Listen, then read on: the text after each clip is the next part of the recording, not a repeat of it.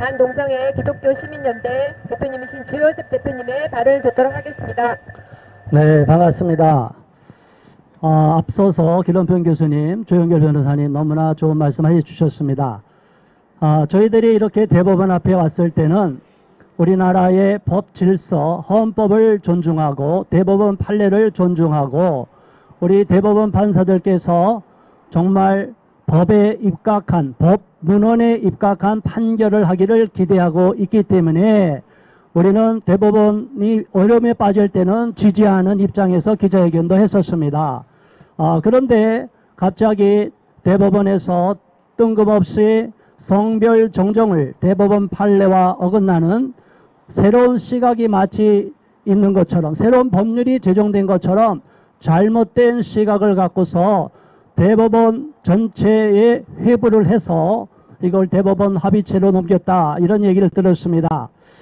저는 이런 얘기를 듣고 지금까지 역사적으로 보면 미국이나 서유럽도 사법 적극주의라고 하는, 또 사법부 행동주의라고 하는 그런 사조, 철학이 횡행하고 있는 흐름을 보고 안타까워하고 있었는데, 이것이 바로 우리나라에도 들어와서 지금 소위 좌파적인 시각을 갖고 있는 시민단체들이, 그리고 우리가 우려했었던 우리법연구회를 비롯한 이런 분들이 기존의 법체계를 무너뜨리는 하급심 판결을 하고 이것을 헌법재판소로 넘겨서 위헌 판결을 이끌어내려고 하는 악랄한 시도가 있었던 것을 굉장히 우려하고 있었습니다.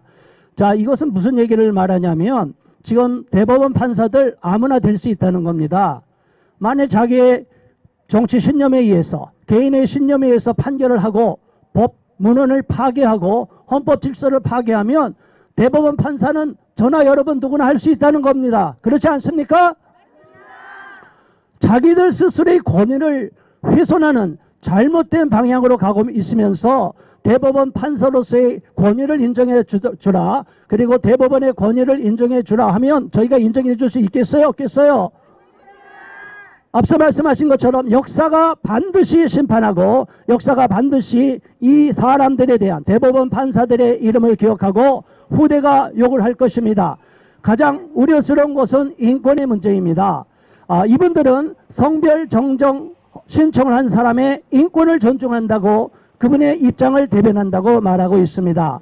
그러나 이러한 인권은 지극히 편향된 인권이에요. 우리가 잘 아는 세계인권선언 정신을 보면 어느 한 사람 예외 없이 보편인권을 주장하고 있고, 특별히 세계인권선언에는 아동의 인권을 굉장히 중시하고 있습니다. 그리고 현재 유엔의 아동권리협약에 의해서도 아동의 권리는 어떤 사유로도 침해받을 수 없다고 말하고 있어요. 그런데 만일 부모가 성별 정정을 해서 아빠가 갑자기 엄마가 될 경우에 그 아동이 입는 정신적 충격, 트라우마, 여기에 대한 책임을 누가 질 것입니까? 아동의 인권을 존중해야 되는데 아동의 인권은 배제하고 그 부모의 인권만을 존중하고 특정한 이념에 사로잡혀서 법 문헌을 파괴하며 헌법 체계를 무너뜨리고 대법원 판례까지 뭉개버리는 이런 잘못된 판결을 할 경우에 그 모든 피해는 그 가정의 아동뿐이 아니라 우리 사회 모든 국민들에게 악영향을 끼치기 때문에 우리는 이것을 결코 용납할 수가 없는 것입니다.